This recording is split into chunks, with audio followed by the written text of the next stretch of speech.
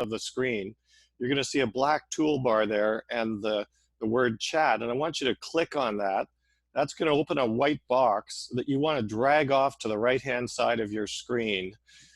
And once you do that, you'll see we already have a couple of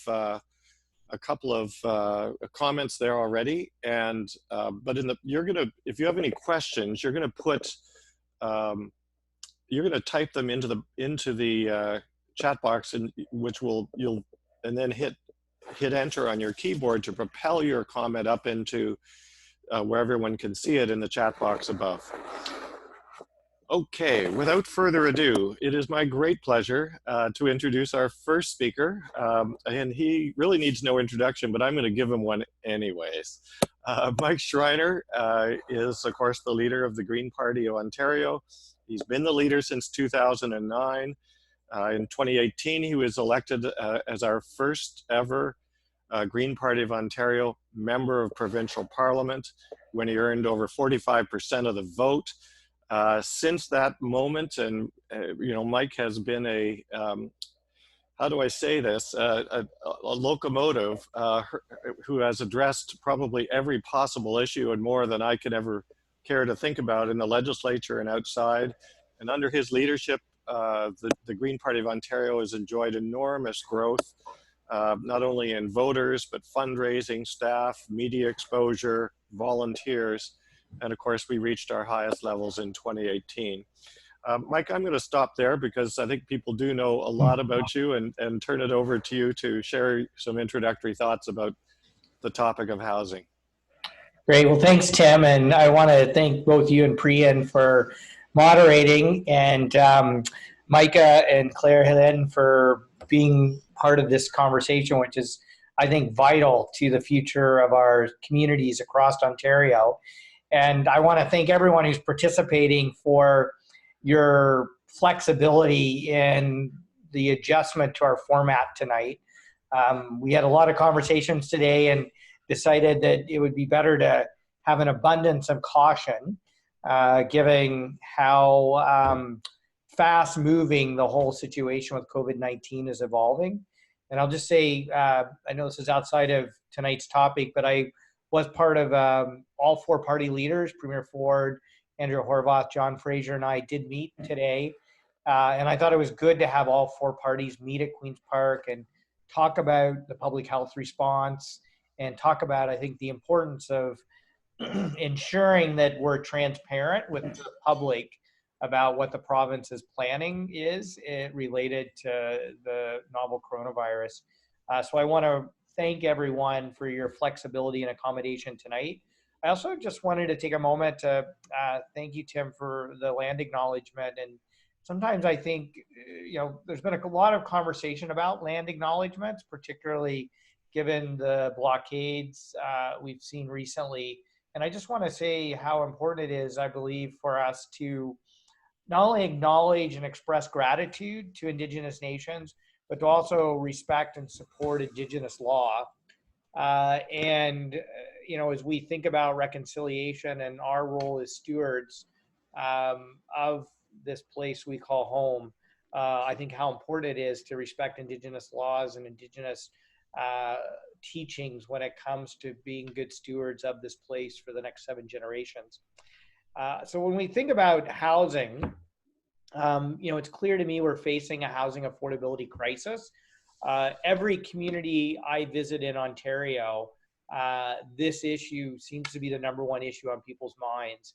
And so it's not just a Toronto problem. It's not just a big city challenge.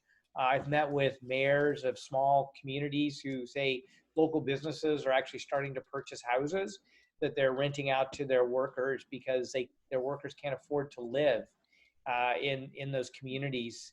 And just a few stats that really stood out to me. The fact that it takes the average person now 21 years of their working life just to be able to raise enough money to afford a down payment on a home. The fact that the average minimum wage worker would have to work almost 80 hours a week just to afford a single bedroom apartment in Toronto.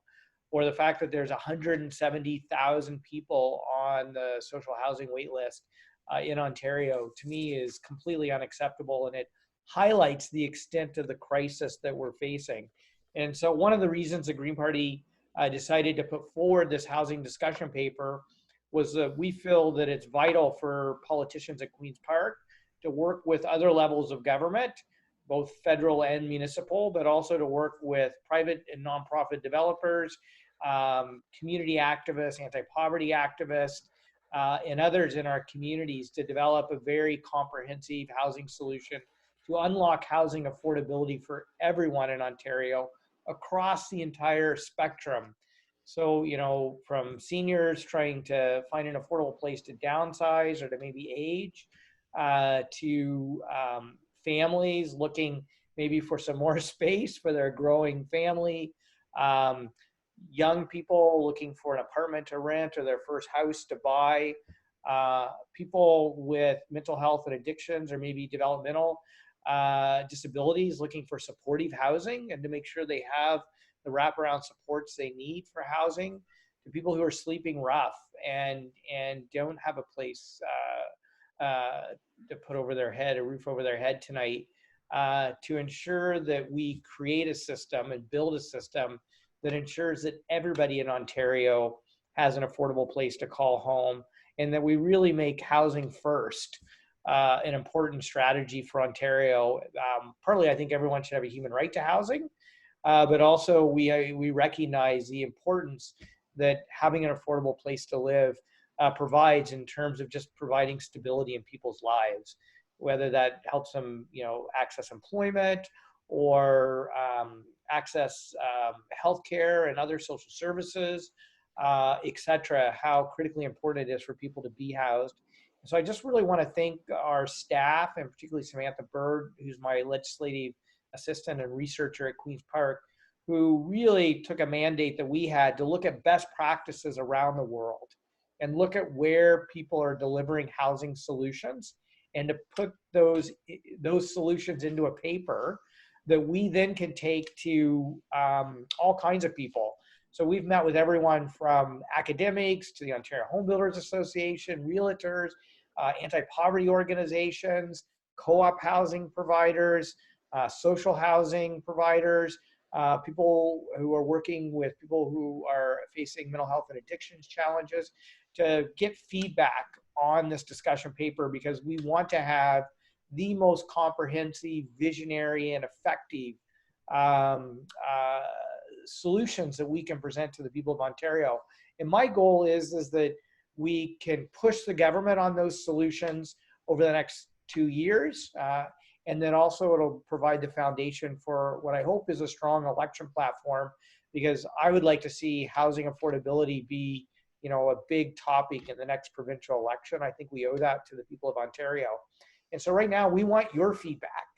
We want your input. We want to know what challenges you're facing, what solutions that you bring to the table, what solutions from other jurisdictions around the world that maybe you've read about in the housing discussion paper that you think will work in your neighborhood or your community. And so that's really what tonight's discussion is about.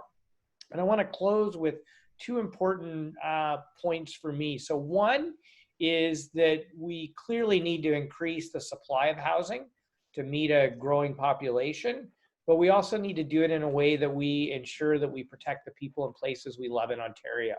So that means increasing the supply while protecting people who are already housed and making sure that the supply increase is accessible and affordable to people, and also making sure we do it in a way that protects the places we love, so we don't develop on the greenbelt, so we protect prime farmland that grows our food, green space that absorb, and wetlands that absorb excess water to help mitigate flooding.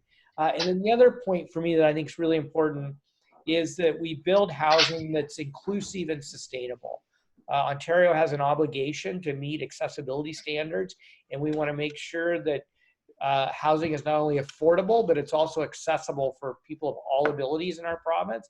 And we want to make sure it's sustainable. We know that buildings are one of the larger sources of climate pollution in Ontario, and that if we can build energy efficient buildings, we can help people save money by saving energy, while at the same time helping to address the climate crisis. And so with that, I'm ready to listen and turn it over to our speakers and turn it over to everyone who's participating tonight. And again, I really, once again, appreciate your flexibility in accommodating this last minute format change. Thank you, Mike, for providing us that context and keeping us guided there. As I pointed out, we are about people-powered change. So one of the people that I'm introducing next, her name is Claire Helene His-Boutin.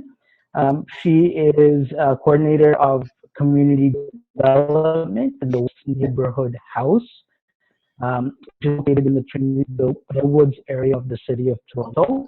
Claire Helene works within the systems of social finance and poverty reduction, and collaborates with the Parkdale Neighborhood Land Trust. Claire Helene, the mic is yours.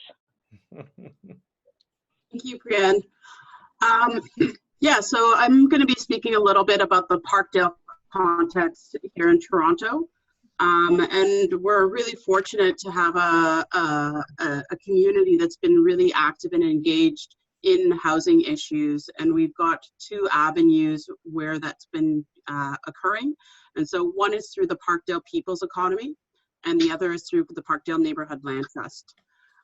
So I'll start off by talking a little bit about the context of Parkdale itself, and then I'll get into those two organizing initiatives and some of the ways in which we've been approaching this housing crisis that Mike Schreiner outlined. But first off, I wanted to just commend the Green Party on their report, Unlocking Housing for All. It was really great to see something that was as comprehensive and talking about accessibility issues as well as supportive housing, sustainability, which is something that, I think we have an opportunity to talk a little bit more about in Parkdale as well. But I felt that it was a very strong report, and I just wanted to commend the Green Party for that. So in Parkdale, South Parkdale is a neighborhood in the southwestern part of downtown Toronto. And it's one of the only remaining neighborhoods that still has a strong diversity of incomes, of race, of different languages. So it's one of the most diverse neighborhoods in Toronto. And that's largely because over the last decade or so, and even previous to that, there's been a bit of an exodus or not so much an exodus, but a pushing out of diverse people from the downtown core of Toronto. And so we're seeing that downtown Toronto has become a place that's welcoming the wealthy and the white population. And other communities are being pushed further and further out of the city. And the housing crisis is a key mechanism by which that is occurring. So in Parkdale, we still have 88% of our population are renters, and 51% are paying more than 30% of their income for housing. We're facing a lot of renovations, so renovations that are leading to the eviction of long-standing residents and tenants, as well as things like family evictions. So landlords that want to increase the rents and will use whatever loopholes are available within the system in order to make that occur. We're also facing above guideline rent increases, another mechanism to push people out. And this is where a landlord will make aesthetic improvements to a building or to a property, and then they'll request an above guideline increase, but the actual substantive living areas of people have not been improved, and yet they're required to face these above guideline rent increases. We also have a particular density of social housing, which is really great, but at the same time that doesn't make up for the fact that the vast majority of the housing in our community is private and market-based housing. And I think this is something that the report by the Green Party touches on, is how important it is for the perpetual affordability of housing for it to be in public or co-op hands, not for profit hands. That really makes a strong difference in the ability for us to see not just a short-term affordability, but a long-term affordability. And I'll talk a little bit more about that when I get into the two organizing initiatives. So the first one that I would like to talk about is the Parkdale Neighborhood Land Trust. So both the Land Trust as well as the Parkdale People's Economy came out of an effort led by the Parkdale Activity and Recreation Center to move away from just providing frontline service. So that's the core work of the not-for-profits who are member organizations of the Parkdale People's Economy. But through a networked approach to over 30 organizations in the community, decided to look at systems levels interventions. So for the people that we're serving, there's a lot that we can do on a one-to-one basis or a one-to-household basis, but there's so much that's keeping people from living their best lives and having a high quality of life that's due to systemic issues. And through some of the thinking that happened in around 2013, 2012, one of the key recommendations of that initial kind of ideation of a systemic approach to some of these issues was the creation of a land trust. So the Parkdale Neighborhood Land Trust was formed and has been moving towards a major objective of acquiring land from the private market or developing properties to remain perpetually affordable. So the concept is that the land trust owns the land and the building and then leases that property to a not-for-profit operator. And in that way, they can manage the asset for long-term affordability. So one of the key strategies that we used within the land trust, and I was a former board member of the land trust, and so this was what we were doing previously, and we're moving into another iteration, is to use community action research in order to identify a problem and gain a strong understanding of what the issue is. Within our community, rooming houses are one of the key stopgaps for people whose next step is to be living on the streets. So rooming houses are the most affordable source of housing. And we were noticing that many of the rooming houses were being converted to either single family homes or simply being converted into being upscaled and re-rented at much higher rates. And so this was something that the Neighborhood Land Trust wanted to delve into and learn a lot more about. And so we conducted the action research and we were able to identify really significant pieces of information. For one, rooming houses represented a larger source of housing than the social housing sector or any public or co-op housing within our community. And so this is a massive affordable housing stock, which we were losing extremely rapidly. Through that identification process in the research, we then moved into a two-pronged strategy. The first was eviction prevention and hiring members of the community who were living in rooming houses and community organizers to work with the buildings that we identified in the community research to support their ability to know their rights and to organize when there was a threat of eviction occurring. The second strategy was acquisition. And this was one that had quite a steep learning curve. So within the report, one of the things we identified was that a lot of not-for-profit housing providers don't have the technical skills or capacity, the staffing and so forth, or the funding in order to develop or acquire affordable housing. And so that was a lot of the skill sets that we had to develop ourselves as the land trust. So specifically things like how to build a pro forma, how to work with real estate agents and understand what the business case was if we were going to acquire properties. We also had to work with the city council in order to get the policy environment that we needed in order for these acquisitions to occur.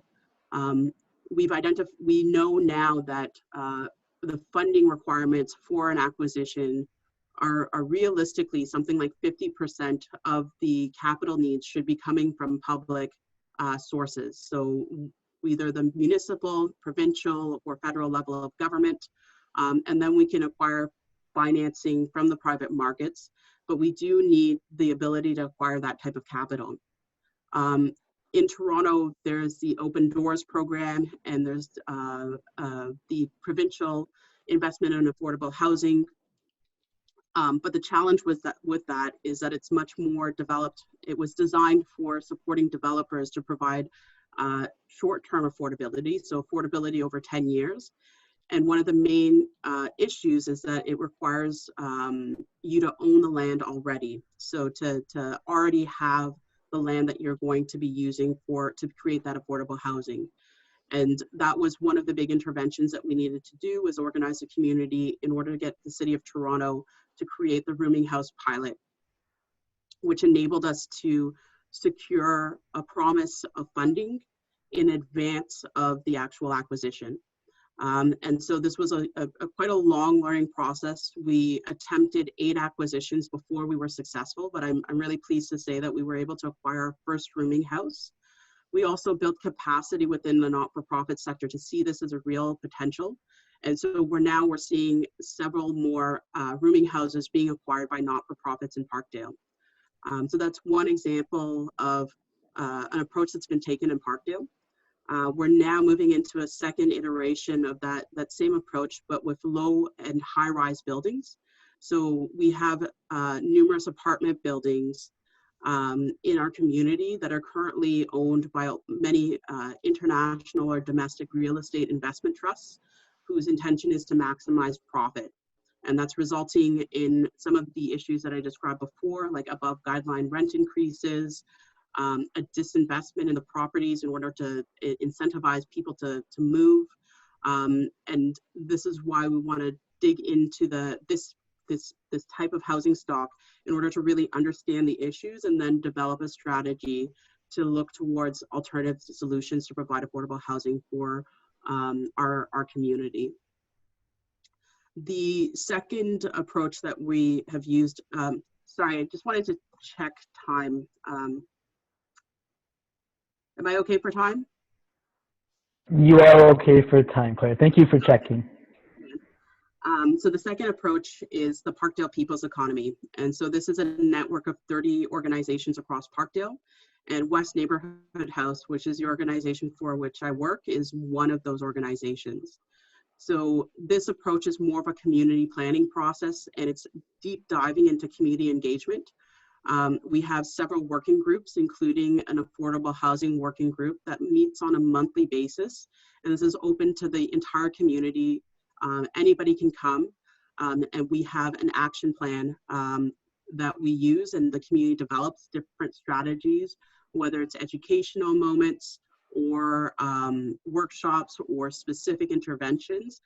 That's done through the working groups. The People's Economy also has an organizing team which supports the organizing and efforts of particular tenant groups. And one example that I want to highlight is the 1521 Queen Street West, which was formerly known as the Queen's Hotel and was purchased by a developer back in 2015. And there was a forceful eviction of many people who were living in that building. It was a rooming house, and that was really devastating for our community. Many of the people who were forcefully evicted ended up on the streets and had significant loss of quality of life in pretty severe ways.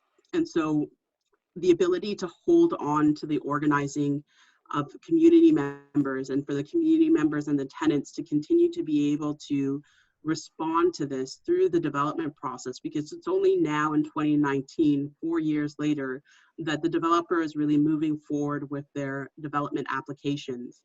And it's through the Parkdale People's Economy and the Land Trust that we're able to have a space, hold a space for the community to organize itself and say, we have not forgotten what you've done, and we will respond, and we will use all of our knowledge possible to intervene and to ensure that that the former residents have a right to return, that each of the laws are followed as necessary, and also to move forward with what we call the community benefits framework.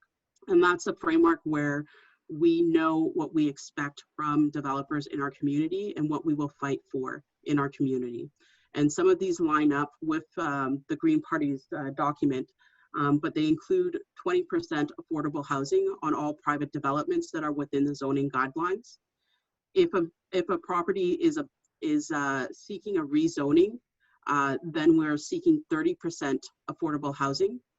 Within the affordable housing measures, we're also seeking 20% of those to be accessible units. We're seeking for an equitable process in the development application process. So when there are opportunities for the community to intervene, we want to ensure that there's a 3 weeks notice so that we are prepared to intervene in the development application process as we have the right to do. And then we have additional frameworks by which we use to work with developers. Within this, we also have an approach where we are open to working with developers in order to help them to achieve these objectives. So we're not saying we're engaging both in a process where we're saying this is what we want, but we're also saying this is how we can work with you. Through the Land Trust, which is a partner organization of the people's economy, we have developed a strong understanding of what affordable housing programs are available at the city, provincial, and federal level. And that's something that we're willing to work with developers on if they are open to that. And so that's a bit of the strategy that we have, both knowing clearly what our expectations are and what we're going to be fighting for, but also having a willingness to work with developers. So I'm just going to leave it there for now, and I'm happy to answer any further questions. Thank you. Thanks, Claire, for breaking that down and putting together a framework that shows a lot of community advocacy. I see that there's a lot of work, a lot of community runs to work together on.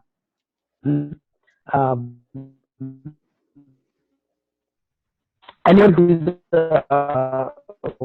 listen, please contact us if there are any other questions you'd like to ask, or the discussion, as well as if you'd like to connect. Brian, it's Tim Grant here. I'm going to interrupt you. We'll be more than happy. Our next contributor, go ahead. Hi, Priyan. I was just saying your audio is quite poor, unfortunately. So I think maybe I'll introduce the next speaker, if that's okay. Sounds good. Okay, sorry about that. Maki, and I hope I'm not mispronouncing your name, Maki Althaus is the global communications expert and currently serves as the Director of Communications for Co-Housing Options Canada. She's a longtime advocate of sustainable living, social justice, community-driven initiatives, and she began work as a public relations consultant in Germany in 2008, where she managed the outreach activities of several large public participation projects. After a few years, she transitioned to North America, where she served as a communications and government relations director for a global renewable energy company. Did that for 7 years. And in 2018, she founded her own consultancy called Newhouse Communications, where she focuses on purpose-driven and sustainability-oriented businesses. And while working with many clean tech organizations, she's delighted to be working with co-housing options. So please join me in a warm welcome to Maki Althaus. Thanks. I was just asking if I could say one thing. A lot of you are sending in questions and comments, and so I'm listening and reading at the same time, and I just want to see how valuable they are. So feel free to keep sending them. Yeah. Yeah. So thanks for the intro. And yeah, so I'd also like to briefly introduce the Co-Housing Options Canada team that consists of Christopher Stevens, managing partner, Mark Powell, and you'll hopefully see the slide, Director of Community Development, and Mike Labé, who's our development consultant. Some of you might be familiar with his name because he is the founder of Options for Homes and now involved in a new organization called Options International. So yeah, Co-Housing Options Canada is a co-housing consultancy, not-for-profit co-housing consultancy that helps communities build co-housing projects, and I explain what that actually is in a few minutes. My interest in co-housing is somewhat selfish as well. I would like to live in co-housing because I would like to live more sustainably, to leave a better place for my son and his generation. And I also would like to live and age healthy, and I'll get to that later as well. Okay, that being said, yes, my origin is German, but I'm also a new Canadian, so I'm hoping to kind of bring both perspectives to the table today. So, okay, so what is co-housing? So co-housing is, you could describe it as a custom designed neighborhood, and the development of this neighborhood is driven by the community. And so every member of the community would own their own unit, house, or apartment with all the amenities, so kitchen, living room, bedrooms, whatever. And in addition, you share several spaces. So typically that's a common house with a big industrial kitchen and a living room, but that can be anything really the community wants it to be. So that could be a community garden, it could be a swimming pool, it could be a co-working space, it could be, usually there is playgrounds and kids play areas, and some communities in Vancouver own boats together. So it can be really anything the community decides to. Yeah, so maybe back to the, I don't know what slide you're seeing, but I don't have the slide. Okay, sorry. Oh, okay. All right. So I was going to show a few images of co-housing projects, and you can see that. So the way they are built, usually all the units face towards a common courtyard where the common house is located.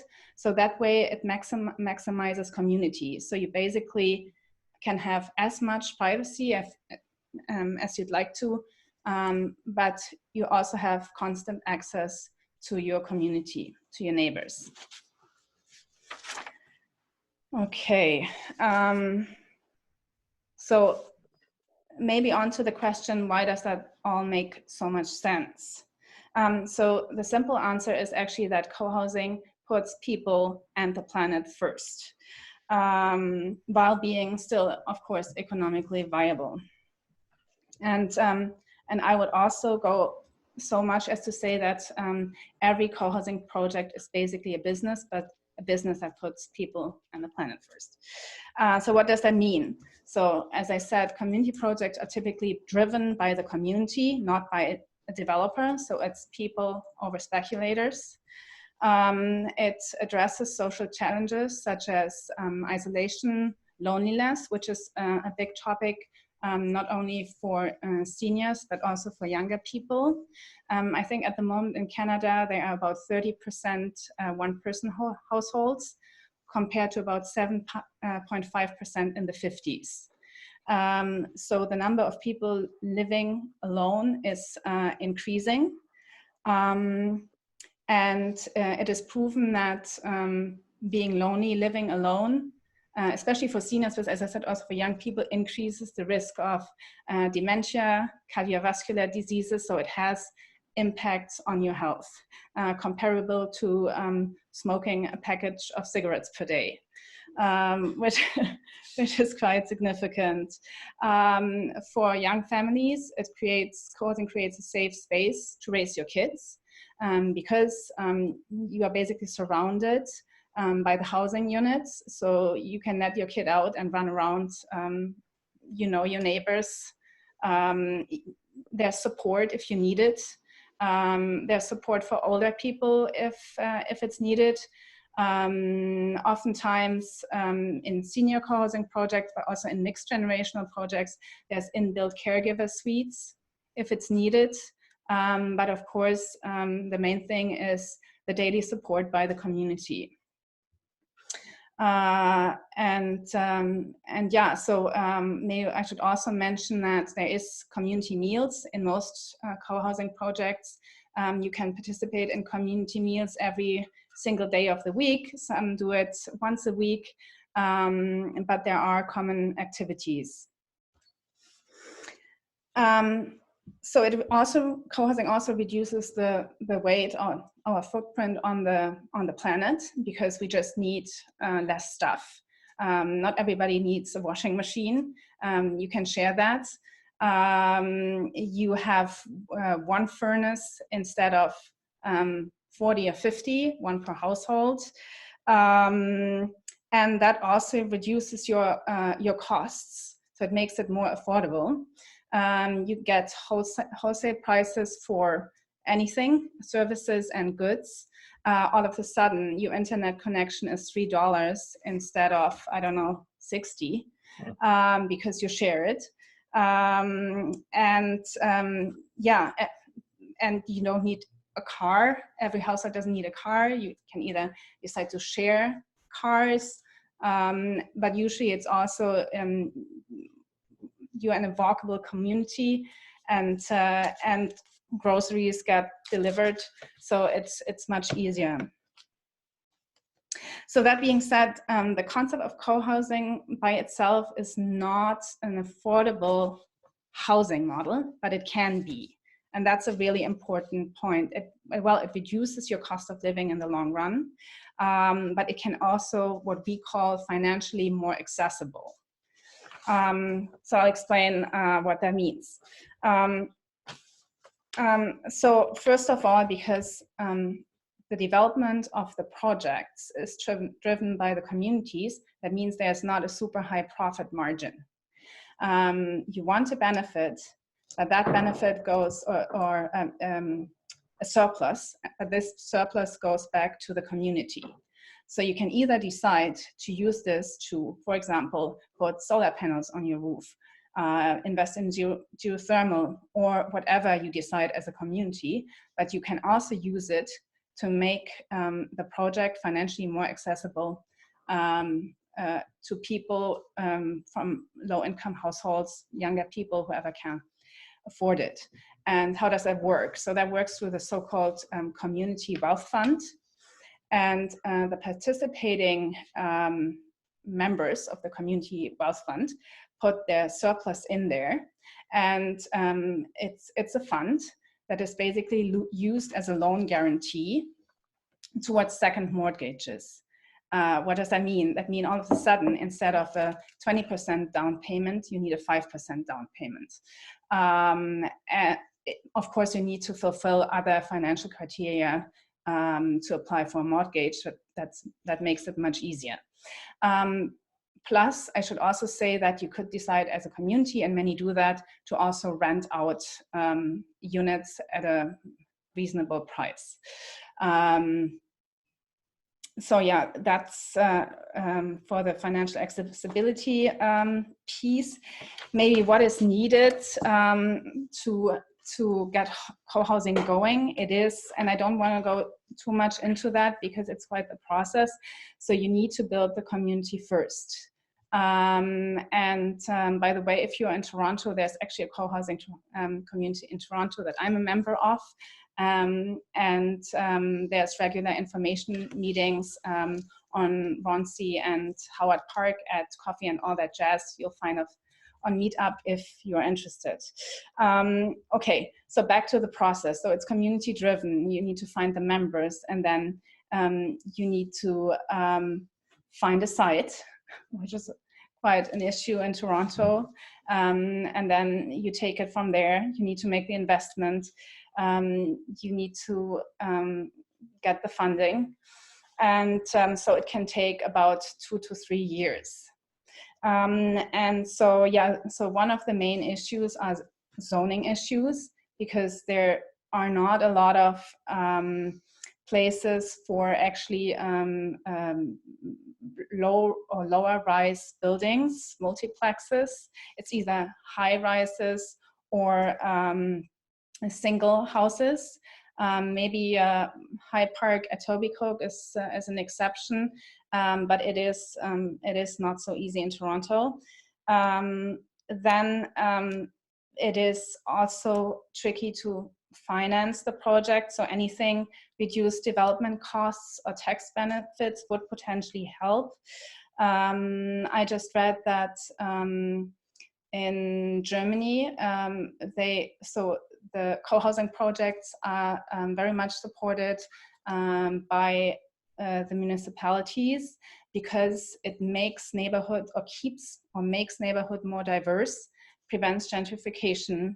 And so they try to sell, I think in Hamburg, it's about 20% of the municipal land specifically to co-housing projects. And sometimes it's even competitions. So whoever addresses the needs the most gets the land at a reduced rate usually. And so maybe something like that is possible here as well. Yeah, just trying to think. I think that sums it up. Yeah, and yeah, it's a complex topic, and yeah, if there's questions, I'm happy to answer them. Great. Well, thank you very much, both to you, Micah, and earlier to Claire-Hélène for excellent presentations. I'm hoping we have Priyan back. Priyan, can you just say hello and just let us know how your audio is doing? I do apologize. I've taken off my video, so hopefully people can hear me. We can hear you much better, so that's great. Shall I ask the first question then, Priya, and then you can follow? Of course, Tim. Go ahead. Thank you. There are several questions already piling up for both Micah and to Claire-Hélène. I'll just start with one in front of me here. One question about co-housing, Micah, was could co-housing work with mixed zoning? In other words, could co-housing include retail? Yeah, sure, possibly, yeah. Okay. And Priyan, do you want to jump in now with another question? Sure. So one of the questions was about Airbnb for non-owner occupied units. The question, I guess, was how would we want, or what can we do to do with it at the community level and at the provincial level? So this one, any of the two, Marie-Hélène, if you could, sorry, Helen Claire, if you could answer that first, I believe. Sure. So I think there could be push for stronger policies at the provincial level. The city has passed rules around Airbnb, but one of the big challenges, I think, from where there's an opportunity for community to work with the city is through the enforcement of the existing regulations. So there's both the push for stronger regulations around Airbnb or temporary accommodations. And then there's also how do we ensure that when that the city or whatever the enforcement division is in this context, the municipality is able to be aware of when this is occurring. I would also say that there are situations in which the affordability crisis is pushing people into needing to use Airbnb or other short-term rentals in order to be able to afford the housing that they do have.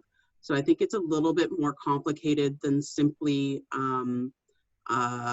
enforcing the rules exactly as they are. So, and being able to distinguish those nuances, whether it's an income measure added to the regulations around Airbnb, but some type of recognition that the current market rates are part of the reason that some of the people who are using that type of a service are using that to supplement incomes that are already not livable. But at the same time, there are definitely people who are abusing it and who are restricting the supply of housing and like adding to the housing crisis. Thank you, Claire. And I was wondering if the Honorable Mike Schreiner had anything to say using the provincial lens. Yeah, so thanks for that. So I agree that we have to be careful about how we approach it. I mean, obviously the province can actually learn from jurisdictions like Toronto, but others, New York City and others, that have brought in pretty strong regulations on Airbnb. But we have to, I agree with Claire Helene that we have to be careful of the unintended consequences. Because in some cases you have people for income reasons accessing Airbnb, and in some cases you have people renting Airbnb to supplement income as well, which I think sometimes when we have the housing discussion, we also need to recognize how things like minimum wage and increasing the minimum wage, addressing poverty, basic income guarantee, those types of programs around lifting people's incomes up are critically important as well, especially when we think about the unintended consequences. And can I just add one thing? So I just see a question here. There was somebody talking about, can you scale co-housing and can you scale the people's economy rooming houses? And I will say I did read something, I believe, that came out of Ryerson, that these types of changes could actually unlock about 45,000 available places for people to live just in Toronto. So sometimes when we think of scale, having a lot of small solutions or medium-sized solutions can scale quite rapidly, that we don't always have to think of scale as high-rise, like highly dense, that you can intensify neighborhoods at what I call human scale, or some people may say, you know, housing in the middle type scale, and you can unlock a lot of housing. And oftentimes it's through our existing building stock, through better utilization of it, in the ways in which both of our presenters have brought forward ideas. Yeah, maybe I can add. So co-housing communities typically range from anything between 12 and over 40 households. And I think Cohabitat Quebec has about 90 people there, including kids, of course, but yeah. I'd also add that is, for example, the rooming house stock in Parkdale is very much due to government-based incentives for those landlords. And so these types of interventions do have a way of scaling over time and unexpectedly. So I don't think anyone was really quite aware of the size of the rooming house stock and how much that represented an affordable housing stock. But a lot of there were significant funds are provided to rooming houses in particular, because they are providing affordable housing for capital renovations. And we can even understand that people who are on OW or ODSP are providing a subsidy to those landlords because it's government money that's paying the rents on those houses. So the government interventions do have a big role to play, even in the current system, as and also there's examples of jurisdictions where these policies end up resulting in 60% of the population living in public housing or social housing. So it's very much something that's possible. Great. Thank you very much, Claire, Elena, and Mike and Micah for those responses. Just before I pose the next question, I just want to acknowledge that for the 43 of us on this in this housing session this evening, There's been a fantastic conversation in the chat box. It's one of the best things about a session like this is that people are starting to answer each other's questions in the chat box, and I won't do justice by trying to share that, but we will I will try and capture, as one of the co-hosts, capture the chat box and put that into a Word doc that will be shared along with some of the URLs, for example, that Claire-Hélène, you just posted in the chat box. We are certainly, as subsequent to this session tonight, going to share your slides, Micah, that we were unable to see moments ago. So all of that will come a little bit later. Okay, here's the question, and for you first, Claire-Hélène, and to any other one, to Mike or Micah too, if they wish. One of the controversial challenges we have is this whole question of vacant housing stock. And Claire-Hélène, you mentioned that, of course, a lot of investment companies and investment trusts are now buying up housing buildings in Parkdale. Any thoughts of what you think are the solution to address that sort of two-sided problem? Well, I think there's definitely any type of regulations around vacant housing are essential. And I think that's a conversation that's happening a lot more seriously now. So I do hope that we see that come into force. And I think we've seen that in other jurisdictions as well. So there's a lot of energy around that. I think the bigger question, though, is about the real estate investment trusts and the commodification of housing and the financialization of housing. That one is, as the Green Party report identified, a much trickier one to understand, both because of the kind of the resistance from our current governments to engage in restricting capital accumulation. I think in particularly where the current context is even more sensitive because of the past recessions and the way in which our financial system is perceiving the threat of destabilizing, or our current government and central banks are perceiving the threat of a destabilized financial system.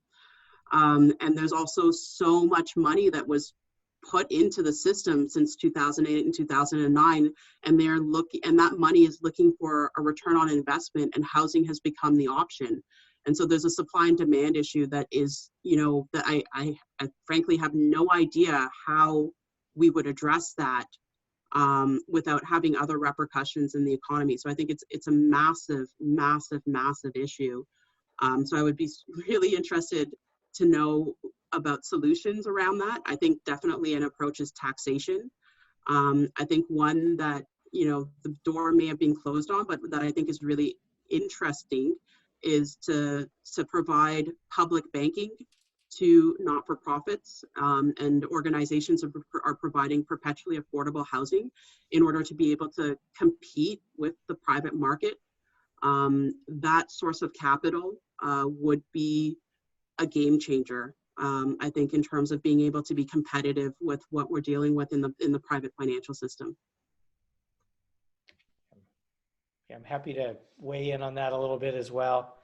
Claire-Hélène, you've identified a huge problem, the whole financialization and commodification of housing, and these housing trusts are a huge problem. So, and also vacancy too. So one of the things we've been advocating for is a tax on speculation and vacancy, and not just for foreign buyers, but for all buyers. Like, as far as I'm concerned, whether you live in Canada or outside Canada, it's still, you're still speculating and creating empty space. The more complicated issue is this one around housing trust, because in a sense, they're just becoming financial instruments that are being sold to pension funds and investors, as you said, who are just looking to park capital somewhere, and are completely divorced from the implications of what they're doing, which is then leading to rent evictions. And a lot of that is on older building stock that was built in the 60s and 70s that needs repaired. A lot of those building owners can't afford the repairs, and they're seeing this as a convenient way to sell off to people consolidating So I've been meeting with some academics who are studying this issue, and I don't think anyone has all the solutions, but a few that have been shared with me that we're exploring is one right now. CMHC, through the National Housing Strategy, for new build affordable housing, they'll provide in some cases up to 95% of capital cost. So one possibility would be to provide nonprofit housing providers or land trusts, other housing models with money to protect existing housing stock, because in the same way that we need additional housing supply, we don't want to lose existing affordable housing supply. And in some respects, that might even be the bigger threat we're facing right now, is renoviction of existing supply. And so creating financial instruments that can either help existing building owners renovate and cover off the capital costs of that renovation, but with strict controls on rent so you don't rent-evict people, and or providing and supporting nonprofits and other co-ops and other sort of housing providers with the capital to do the renovations and maintain affordability. I think one of the things that just came out that would be a really useful tool is rent control on the units as opposed to for the tenants. Exactly. Yeah. You're bang on there. Rent control on the units and not the person. It's a minor. Some people may think it's a minor distinction, but it's a critically important distinction that the rent control be on the unit and not the person. Absolutely. Thank you for clearing the air there. The next question was regarding government. Should the government improve rent controls in Ontario? But there was a second portion I think that we'd rather get into. Should the province focus on making rental living more viable, or on getting everyone onto the path to ownership? And anybody would be able to take that question.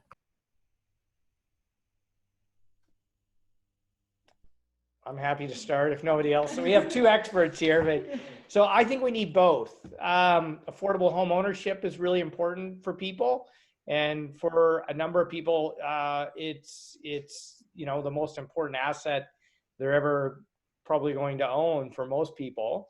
That being said, home ownership doesn't work for everyone, and especially given the changes in our economy.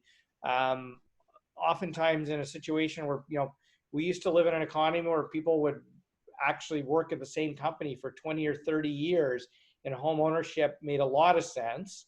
But now we're increasingly in economies where people are changing jobs, changing locations. You don't have that same sort of stability, and renting makes a lot more sense. And so I think we need both accessible rental and accessible home ownership. And I think we need unique models. So co-op being one, co-housing being one. In some ways, you could look at rooming houses as a form of co-housing, and creating tools where those rooming house tenants could evolve into some sort of co-housing home ownership arrangement as well. So I think there's a lot of sort of unique tools and models if we're creative and innovative, but I think government's going to have to play a role in helping support those new ways of doing things, providing new financial instruments. In some cases, it's zoning bylaw changes, etc., that can unleash some of those opportunities. But I think we're going to need both ownership and rental. Yeah, I agree, and I think one of the things that we often think about with home ownership, and I think it's really prevalent right now because a lot of people have gained a lot of equity in their homes, is the idea of forced savings, or that your home becomes kind of your nest egg or your retirement savings. And I think that is potentially potentially a difficult or like it's something that, you know, makes a lot of sense, but at the same time, there's opportunities to rethink how you are generating wealth, or what are other ways of generating the savings that you're looking for retirement, or to build that financial freedom. And I think that, like, the idea of building on what Mike's saying about the diversity of options, co-housing also has really great options. I've heard of people who one person is paying the mortgage payments and the other person put the down payment on a property. There are situations where people negotiate childcare as part of their contract for a co-housing arrangement. And in that sense, you see an opportunity for not quite ownership. Sometimes it's a smaller equity stake. Maybe somebody has 1% ownership in a property, but that means that they have access to housing. So I think that diversity of how we think about whether it's renting or home ownership is really important, but I would challenge the idea that we perceive our housing as a savings vehicle.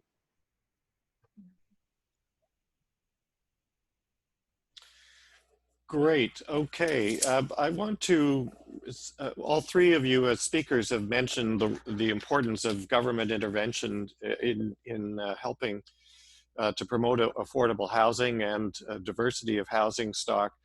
Is there a way that one question that popped up in the chat box was relating, are there ways that the private sector could in fact be helping to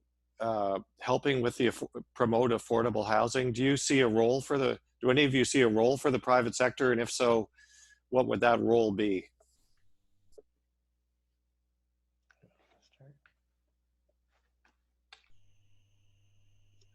I think there's definitely a role. So one of so currently in Parkdale, we've got, I think 4 or 5 developments on the go. And one of the developers had a pre-application meeting where our city councilor convened a community meeting to talk about the development that was going to happen. And they had read the Parkdale Community Benefits Framework in advance of that meeting.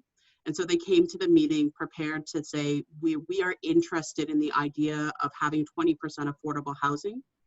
And they weren't sure how to make it happen. They're not sure if it's possible, but they said, you know, this is what the community wants, and we're interested in seeing if that's possible. And so I think that's a really big role for developers. At a national level, and I don't know what's possible at a provincial level, but there's a new policy that allows the federal government to participate in the down payment or the of purchasing a home. And so I think this one is a little bit tricky because there could be predatory types of relationships or exploitative types of relationships, but there is an opportunity for private individuals or corporations to support the purchase of properties by providing some of the equity so that people can access the housing. And then they would participate in the equity when they sell the property. So that's just a way to kind of like at least get people into a home and into a place that, where they have a place to live. So I think the big thing is that there's a ton of different opportunities for the private sector to participate. It's a commitment to the spirit of affordable housing. It's a commitment to the spirit of justice, and a commitment to the spirit of like trying to build a better society together. And the private sector definitely has a role to play in that. Yeah, maybe I can add to that. So from a co-housing perspective, yes. So there is a co-housing group in Peterborough, Kawartha Commons, and they actually hired, working with a developer to build the project. They still, they are in the driver's seat. So they are driving the project forward. But yes, there is the private sector is involved, and I would argue probably in co-housing because it's you and me. So it's kind of, you form whatever entity you need, a development corporation. So the community forms a development corporation. So it is the private sector if you want so. Yeah, the one thing I would add there too is sometimes when you say government involvement, it is government incentivizing the private sector I think we're going to find it challenging if we think government's going to finance, build, manage all the housing we need to create affordability. Like, I think that's probably highly unlikely. And so one thing I've been very pleased by since releasing this discussion paper, we've had a lot of people reach out to my office who are developers, or who are people part of the Ontario Home Builders Association or the Ontario Real Estate Association, people who you want to always identify with being concerned about affordability. But as Claire Helena said, is a lot of developers are realizing that their own developments aren't going to be viable if you don't have communities. If you don't have viable communities that are inclusive and caring and take care of people, the more people you have who are unhoused on our streets, that affects private developers, and it affects real estate agents and property values and a whole. So I think people are starting to realize the importance of investing in community. And so one of the big conversations I've had with developers has been around our push for 20% affordability as part of inclusionary zoning.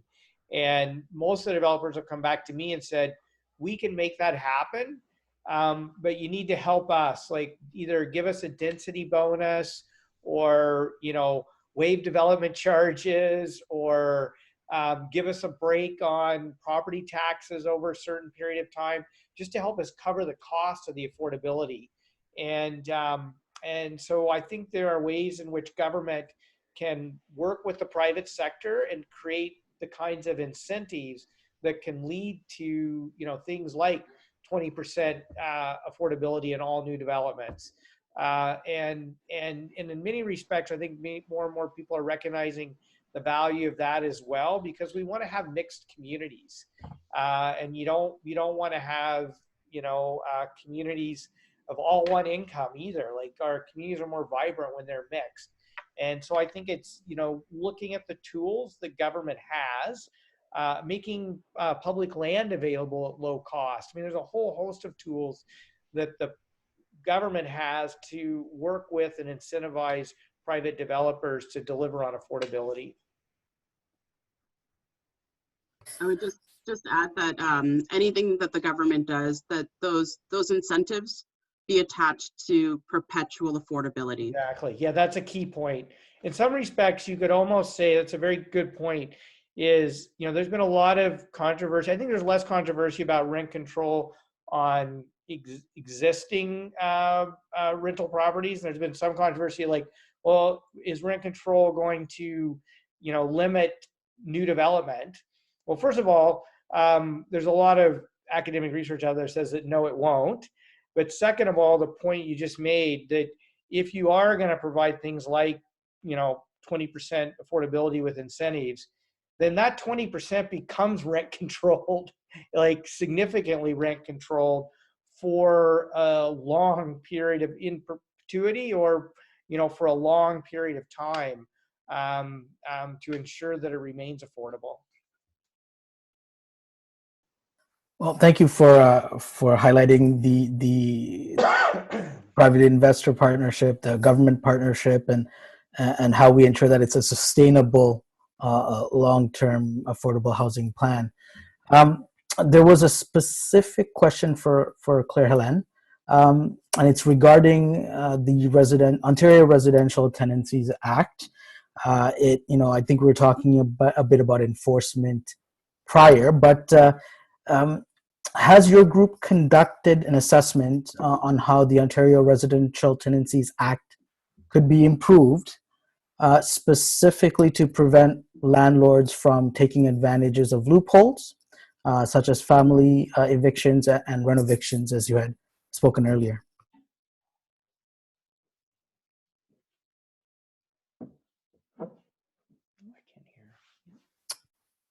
Claire Sorry, Helene? it just prompted me. Sorry about that. So we have not done a deep dive into the Residential Tenancies Act in terms of like what policy recommendations we would make from the Act. And I think that's a good idea. I'll bring it back to our team and put that into kind of see what the level of interest is from the community for that initiative. So thank you for that suggestion. I think that the loopholes issue is a challenging one. The renovictions is a little bit easier because it's pretty clear what's going on. What the regulations to a certain extent do provide compensation for tenants. I think one of the big issues is being able to stay in your community. So I don't know that I don't right now.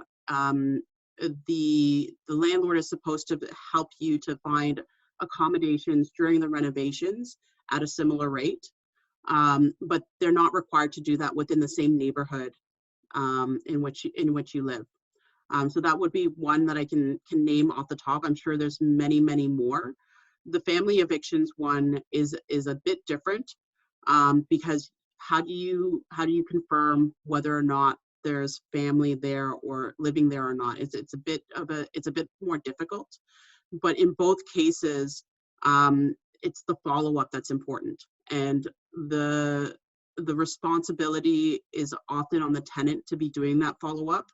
And that was one of the areas that I had mentioned much earlier on as an opportunity for community to work with city staff in terms of how do we facilitate communication about which locations in our communities are to be surveilled for whether or not they're following the rule of the law or not, or that is something that I would be interested in trying to figure out. And then also providing, I think what our community has been doing in the people's economy and through the eviction prevention work that we're doing in Parkdale is educating tenants in order for them to be able to advocate for themselves. That's a really big part of it as well, but there's much more that can be done, both on the kind of like watching the sites that are saying that it's a family eviction or that it's a rent eviction. But then as well, there's an opportunity to really take a deep dive into the RTA and look at what are the actual policy changes that are needed on top of just the ability to effectively enforce what's already there. Great, thanks. Claire-Hélène, could I just, as a quick follow-up to that, are you saying that, because there's been when you have a chance to look at the chat box, you'll see that there's been a lot of comments and concerns about rent evictions, about not just rent evictions, but also owners who claim that they're going to move, 5 different members of their family into 5 different units in a house. And if I understood your last answer, you're saying essentially that the moment the burden falls on the tenant to follow up to see whether that in fact takes, in other words, when they're forced out, the burden to follow up to see if the landlord has actually followed through with her or his promise to bring family members in falls on the former tenant. Is that the case? Yeah, at this time that would be the case, because it would be the tenant who would bring the landlord back to the landlord tenant board in order to bring a case against the landlord to say that that wasn't actually what occurred. And how do you get the evidence that someone, like, I mean, are you knocking, like, there's privacy issues around that. There's like, right. How do you go about saying, oh, this person doesn't look like you and they're not your family? Like, it's yeah. A really difficult situation to be in.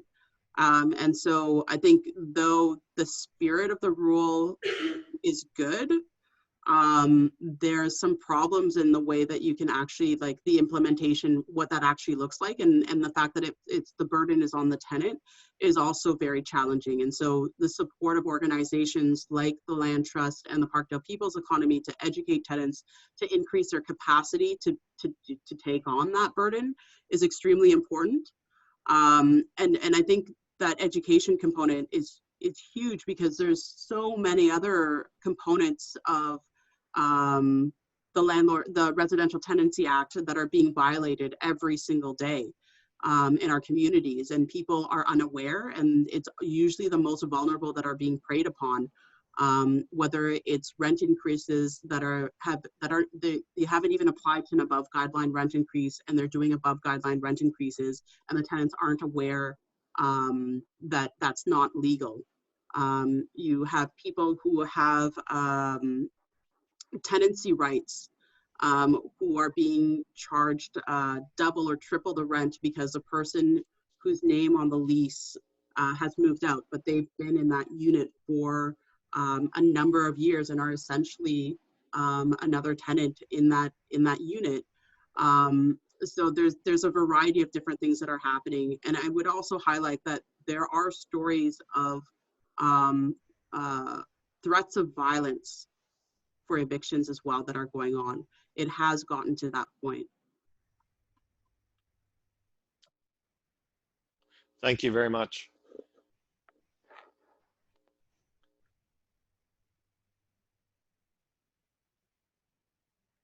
Brian, over to you. Yeah, thank you. So one of the questions that was asked were in terms of a different type of housing, laneway housing, as well as let's see here, co-ops and tiny home communities. So just how, if either Claire or Mika, who's done some collaborative housing, if you could expand on how that can actually work in different community settings, that would be appreciated. So the question was laneway housing and tiny housing and different ways to approach housing. How could you create those opportunities in the current climate? Yeah, so from a co-housing perspective, I feel like it's distinct from laneway housing and tiny houses, but it is a challenge by itself to accomplish co-housing in the current environment. Yeah, so support could make that easier, and also help include affordable options in co-housing. I was going to add to that, if I could, is one of the challenges we're finding, it's not in every community, it varies by municipality, is there are municipal bylaw in many communities that restrict co-housing, for example. So there's a private member's bill at Queen's Park right now to remove some of those restrictions provincially. Same way with tiny homes. So there's a number of communities that have like minimum 30-foot frontage bylaws. Pretty hard to have a 30-foot frontage on your tiny home. So changing some of those bylaws. Same way with laneway housing. In places there are bylaw restrictions, so the province did pass some legislation easing some of those kinds of restrictions. So in some cases, it's actually changing municipal bylaws to allow that type of housing to happen. Yeah, thank you, Mike. There was a two-parter question. It was about changing the laneway laws, and I think you've specifically addressed that. Thank you. Great. One of the topics we've not addressed so far this evening, but it's been referred to in a couple of chat comments, is homelessness. And I'm wondering if any of the three of you might share with us any thoughts you have about best practices of dealing with this growing problem. Anyone want to go first? I don't want to dominate. I don't want the politician talking all the time, so let somebody else go first. Mary Claire Lynn is Yeah, homelessness is homelessness and underhousing. So I think, you know, we often think about the people who are living the roughest, but there's also quite a large population that are couch surfing and spend some nights in shelters, some nights in the streets, and so it's a much bigger issue than what we see is one of the points that I'd like to make. And I think it's an issue that's increasing substantially in the invisible way, which is people who do not have a steady place to live, who are moving from place to place. And even people who are really on the margins of that, who are subletting from one place to the other. So I think homelessness is a bigger issue than the visible homelessness, but the visible homelessness is a really major one, and that's where supportive housing needs to be a key part of this conversation. And that's been one of the major pushes in Parkdale as well, is to identify public lands where in our community benefits framework, we're talking about 100% affordable housing on public lands. And then we're also pushing for that supportive housing because with homeless populations, there's often a variety of factors leading to homelessness, and having shelter is a hugely stabilizing force in someone's life. So I think that's an incredibly important issue. And the policy solutions around that are really supporting those supportive housing providers that are already out there. And I think the public lands being very much targeted to those to be developed for supportive housing makes a huge difference, because once you own the land, that's a huge part of the cost that's reduced. And in a supportive housing context, the costs are much higher. Yeah, I just want to echo the importance of supportive housing. And so in Guelph, my riding, which I realize isn't Toronto, this is mostly a Toronto audience, but all three levels of government are trying to work together, because you're going to need the municipality to support it, oftentimes from a land acquisition. A lot of our public lands are municipal owned, some are provincial and federal as well. Right now, through the National Housing Strategy, if you can find a proponent, CMHC will cover up to 95% of capital costs. But then the challenge becomes having those wraparound services for people. And this is where I'm pushing hard for the provincial government to step up and make sure those supports are in place. Because there are people who face challenges in their lives that make them difficult to house right now, and having those folks have access to a roof over their heads and supportive wraparound services stabilizes them, and then puts them in a position where other issues can be addressed, whatever those are. It could be mental health, could be addictions, poverty, etc., but stabilizes your life. So then you can be housed in other housing arrangements, but having that initial support in place and access to those services are so critically important. And it's really going to take, I think, all three levels of government to step up, and in some cases partner with the private sector, and in some cases partner with nonprofit proponents as well, to actually build the housing and ensure the supports are in place. But I also want to talk about the issue of, there's a lot of, and when you're in an MPP's office, you see this, a lot of the people come into your office and you're trying to help them. There's a lot of couch surfing and a lot of people living in people's garages, like people living in very precarious and substandard housing, which technically those folks are oftentimes not being counted in the official homeless counts, but essentially are people who are unhoused, or at least in highly unstable housing situations. And so that's one of the reasons that increasing supply that's affordable is so critically important, because we have a huge underhoused and precarious house population that is not showing up in a lot of the official statistics. And I just add that, you know, that when you're in that precarious housing situation, you're the next step to being in a situation where challenges like mental health, addictions, being able to maintain employment, a variety of different issues, that's a critical point at which people's lives really change. So housing is a stabilizing force, but it's also a destabilizing force when you lose it. Yeah. Yeah. And maybe, yeah, so of course, co-housing is not a systemic answer to that, but I would say I would see it more as a preventative instrument, because you have that community. So probably the risk is lower. And I also heard stories from co-housing communities in the US where I think they were renting to someone, the person lost their job and basically couldn't pay the rent anymore.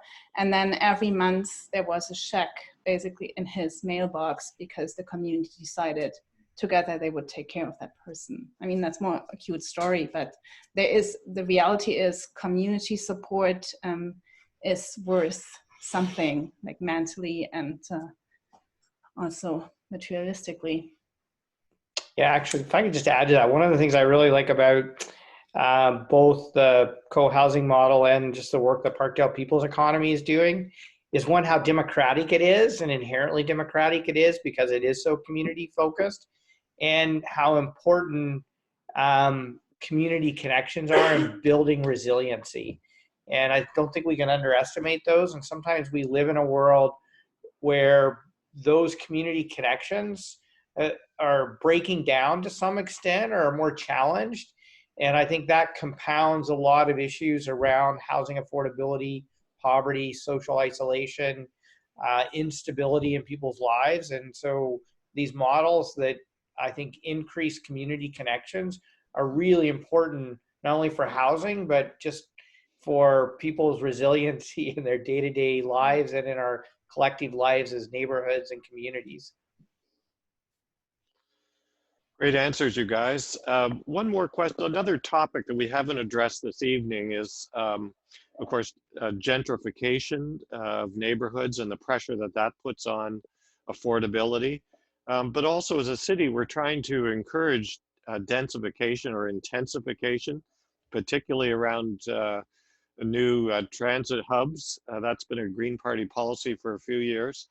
But how do we, any suggestions for how we kind of combat the tendency towards gentrification, making housing as a whole so unaffordable for the majority of people in cities? And I'm not just talking about Toronto, obviously, Mike, I'm sure the same pressures are out there in Guelph. It's a question for all three of you, if whoever wants to answer. Well, I'm going to actually ask Claire Helene to start, if you don't mind, because I think Parkdale is facing gentrification pressures, maybe more so than any other neighborhood in Toronto right now, possibly. Yeah, so I think that yes, we are facing gentrification pressures, and it's been over several decades that this has been occurring. And I think the efforts in Parkdale also mark a bit of a turn. So I grew up in the Roncesvalles neighborhood, which is adjacent to the Parkdale neighborhood. And I can say, so I came from the other side of the tracks, or the neighborhood that is often seen as a gentrifying force in that neighborhood. So Parkdale, Roncesvalles. And when I was a kid, the antagonism between Parkdale and Roncesvalles was very, very high. And so you knew about stories of the gentrifying population getting into fights with the people who had been living in Parkdale for the longest time. And so these are people who have mental health issues, or who are experiencing different challenges in their lives. And that's less so the case now. And I think this speaks to the community resiliency that you're talking about. And in particular, the efforts by the Parkdale Activity and Recreation Center, which is like a living room for people in Parkdale, and them really putting an effort into going out into the community, getting to door knocking, getting to know who was in the community and building those relationships. That being said, the market forces that we face are so powerful, and it's really hard for communities, as much as we are having some successes, like we've purchased one rooming house, and we know that maybe 4 others will be purchased this year, that pales in comparison to the number of homes that are being converted into single family homes or being upscaled. It pales in comparison to the families that are choosing to move out of the neighborhood because it's no longer affordable, because it no longer has a sense of community that it once had. And so I can say that, like, you know, we are doing our best, and we are fighting, and we are building tools, and we're working with whoever we can work with, and we're resisting as much as possible. But those bigger market forces are very strong and very powerful, and yeah, it's a really big challenge.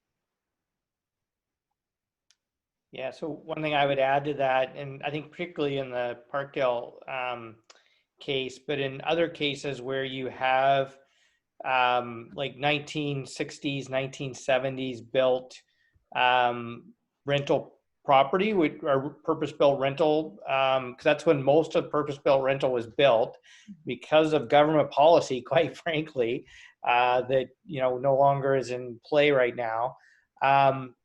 This whole issue around the financialization of those properties is playing a big role in gentrification as well. And so it's protecting those assets to maintain the affordability of those buildings, I think, is critically important. And, you know, I'm in the process really right now of exploring what are the policy tools we can utilize to address that. But that is really affecting a lot of neighborhoods where purpose-built rental was built. That's aging now. It's going to need updating, but it needs to be updated in a way that doesn't gentrify people out of the neighborhoods. Yeah, that's we are currently beginning a research study to look at that particular housing type, and starting with a community-based research initiative, going door to door and talking to community members in those towers, and then developing alternatives, both from a policy intervention perspective and community education perspective, and then also thinking about the acquisition or development of some of those high rises within our community. So that's definitely the next step that we're going to be taking. But again, you know, our ability to compete with the market is really limited by our ability to access capital. And so as much as possible, those programs that are incentivizing community ownership, not-for-profit ownership, land trust ownership are essential. And from a national housing strategy perspective, we know that there's money available, but it's not being distributed to those not-for-profits. It's not being distributed to the community organizations. The hurdles to access those funds are simply too high and onerous. And because of the disinvestment over the last 20 years, there isn't the technical capacity at the not-for-profit level to really do a lot of this work. And so it's a slow rebuilding of that capacity right now. So we are still hopeful that we're going to be able to make it, but we definitely need help from all levels of government.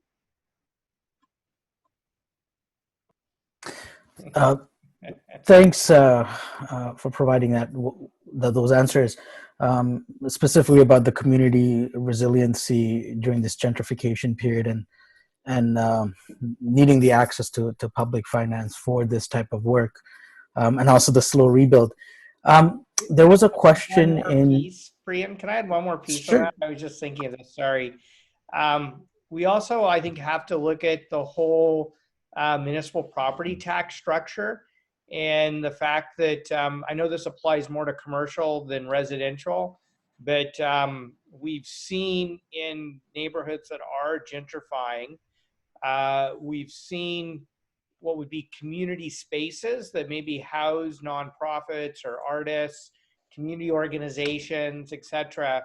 We've seen those spaces pushing those types of quote tenants or people out of those buildings because of the huge rent increases due to the municipal property tax assessment process.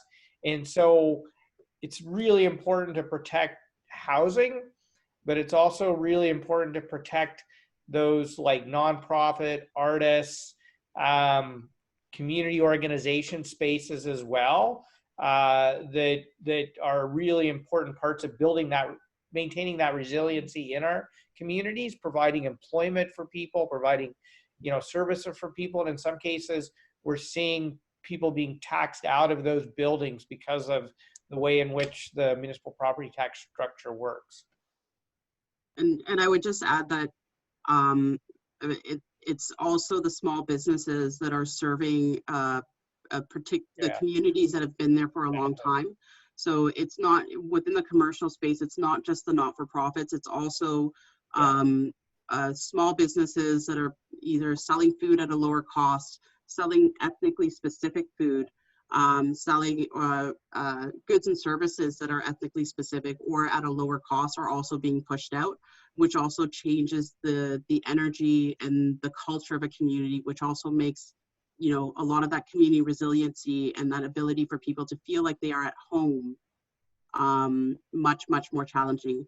And one community in particular that I want to highlight is Eglinton West, Little Jamaica in Toronto, which has been pretty explicitly disinvested in order to facilitate the entrance of Metrolinx and the Eglinton LRT. And many of the designs and the anticipation for what that community is going to look like in the renderings of the drawings that are provided by the developers as well as the provincial government, it does not look like the community that is there right now. And so if we were talking about commercial spaces, I would highlight that in particular. Yeah, I agree. So thank you very much for adding to that. The next question comes, it's in connection to homelessness and I believe mental health issues we were discussing earlier. The GPO discussion paper mentions housing first. What steps have been taken in Guelph and in Toronto to make this concept a possibility, or in Guelph, I guess, or in Toronto for both Claire Helen and Mike? So I would say not enough is the short answer. Housing first approaches have certainly worked. Other jurisdictions, Finland being one of them, have been much more aggressive in treating housing as a right, as a human right, and ensuring the policies are in place for a housing first strategy. The good news, though, is I think you're hearing more and more people in politics, more and more even some developers, community planners, you know, I would say people who are running social service agencies, activists talking about and starting a conversation about the importance of housing first, because I think increasingly people are starting to recognize that housing is critical to stability in people's lives, and stability in people's lives is critical to health and well-being, community resiliency, employment, you know, mental health, addressing addictions issues. There's a whole host of ways in which having stable housing is essential. And I would argue, and this is with our current government, I've been trying to have this conversation, that I would argue that it's also fiscally responsible, because as people have more stability in their lives, they have less interactions with the criminal justice system. They have less need to access emergency healthcare services. They have less need to access social services. So there's a whole host of ways in which, if we can invest in providing stable housing for people, which is going to improve their quality of life, it's also going to reduce stress on other parts of our social and economic systems. And so I think we all have an interest in ensuring that everyone has access to stable housing. I think it goes without saying that we believe in housing first in Parkdale. I think it's very much deeply related to kind of the perspective on basic income, as well as being a necessary policy interventions. Um, from a community perspective, I mentioned that when we made the decision to focus, so the Parkdale Neighborhood Land Trust in 2015, we elected our first board, and we went through a process of trying to figure out what would be our first kind of initiative. And we looked at the different housing typologies in the community, whether it was rooming houses, co-ops, single family homes, apartment buildings, low rise and high rise. And we went through a scoring process, both with the community, about what would be the most feasible.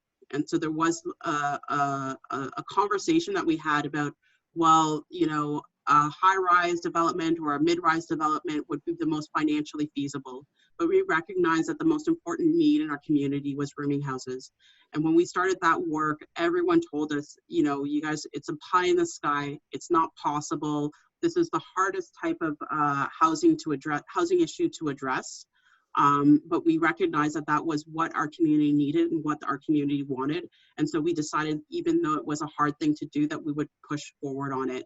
And it was a hugely, a huge celebration and, you know, recognition that you don't always have to go for the lowest hanging fruit when you're trying to achieve some major changes, because we were able to acquire a rooming house, and we were also able to demonstrate to other not-for-profits in our community that that type of an acquisition is feasible, it makes sense, it's necessary, and to get the city on board to provide the policy space for us to be able to participate in the private market to do that. So it's not quite the question, but I think it's relevant to that. Okay, well, thank you, Clara Len. I think I'm going to pose the last question to all of us before we share some thanks. And that is a kind of, again, shifting gears quite a bit. There was a question from Greg, and I, by the way, neither Priya nor I were able to really mention, we wanted originally to mention the names of those asking the questions, but a lot of you use you know, short forms like JK, or you're calling in on a phone line. It's been a little bit hard to do that. But this question is from Greg in southwestern Ontario, where he lives in a small city that has a decaying or kind of near empty downtown, but sprawl all around it with lots of empty storefronts and industrial spaces. And yet that town has the same lack of affordable housing as we're experiencing in places like Toronto and Guelph.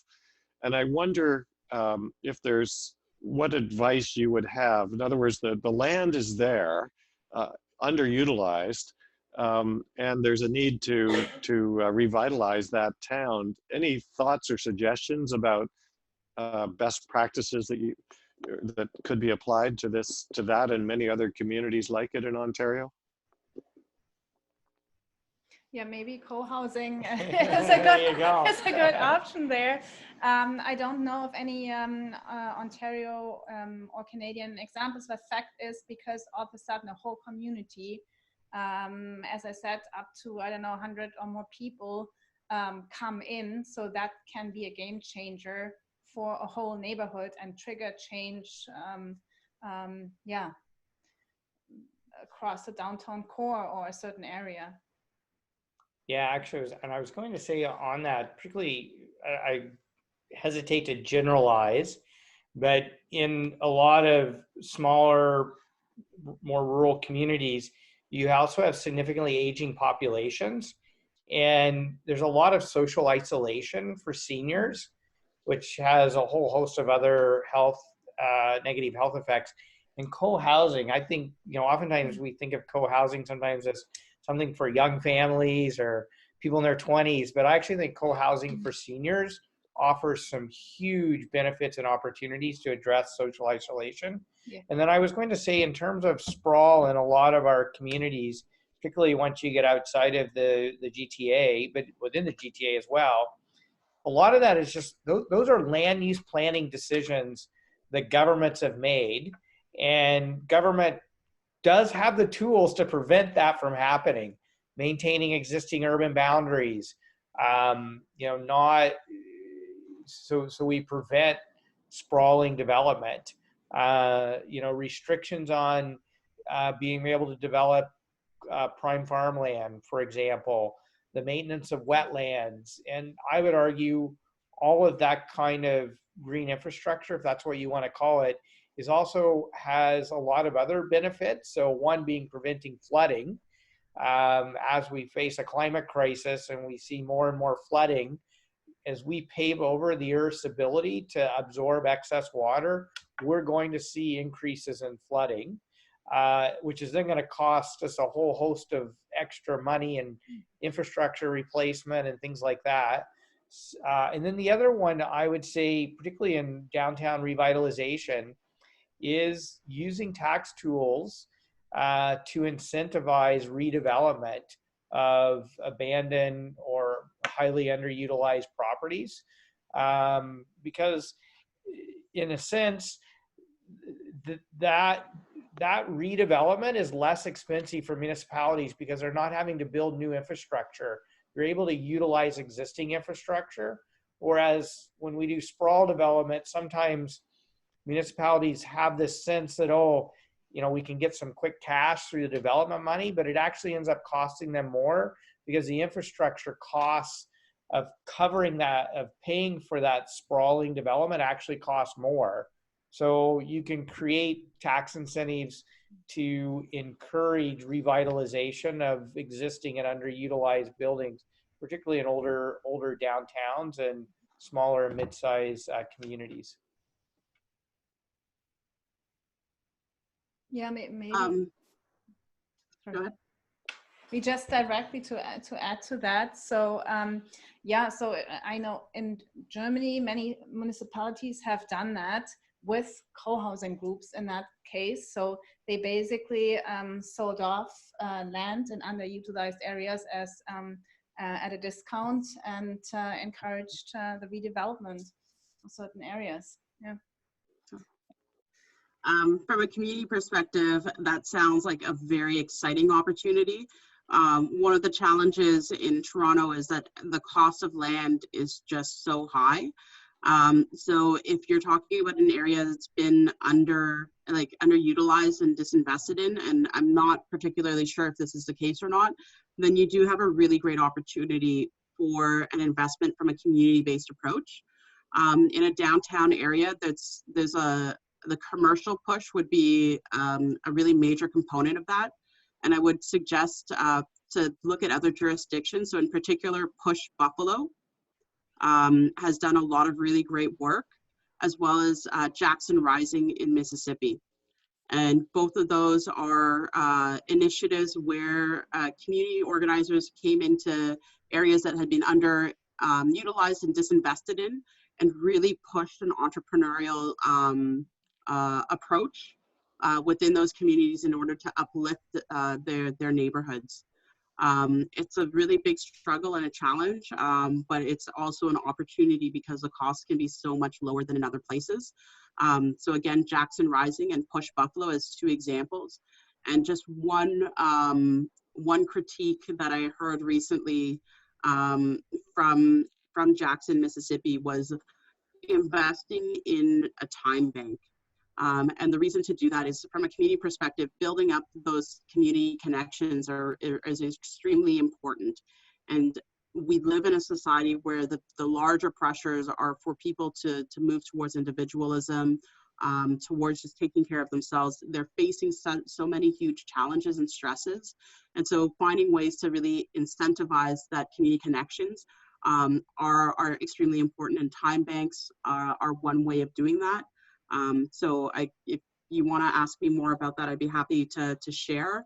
But that entrepreneurial push within an underinvested area is a huge opportunity. Okay, well, on behalf of Priyan De Silva, myself, I want to thank, first of all, our presenters, Claire-Hélène Yves Boutin, also Micah Althaus, and of course, last but not least, Mike Schreiner, for taking the time to share with us your expertise and to answer some really tough questions that, because this is a tough subject that we're trying to tackle as a party. But I also want to thank the more than 40 people who managed to quickly transition from heading to Parkdale, if they didn't already live there, to the Toronto Public Library, to transition to this online forum. And, you know, we've had quite a long conversation here this evening, and almost everybody stayed till the very end. That's a statement, I think, both of the quality of the presentations that the three of you gave us, but also the engagement in the chat box by many of you who asked such good questions and asked good comments. And one of the questions that's been asked several times is whether or not we can share all the URLs that the participants have posted in the chat box. I think that's a fairly safe thing for me to say. The answer is yes. We will definitely be doing a follow-up to all of you, and we'll want to share that, of course, with the many people who were unable to join us this evening online that had hoped to come to Parkdale. So without further ado, again, want to thank everybody. This is the beginning of a process. We are going to be pushing hard as a party over the next while, and we will certainly be coming back to you, Claire-Hélène and Micah, for your continued input, because we do want to develop a policy that's going to help, you know, respond to the severe challenges that we have here in Ontario. So a big thanks to everyone, and we look forward to continuing this in the weeks and months ahead. Have a great evening. Thanks. Thanks. Thank you.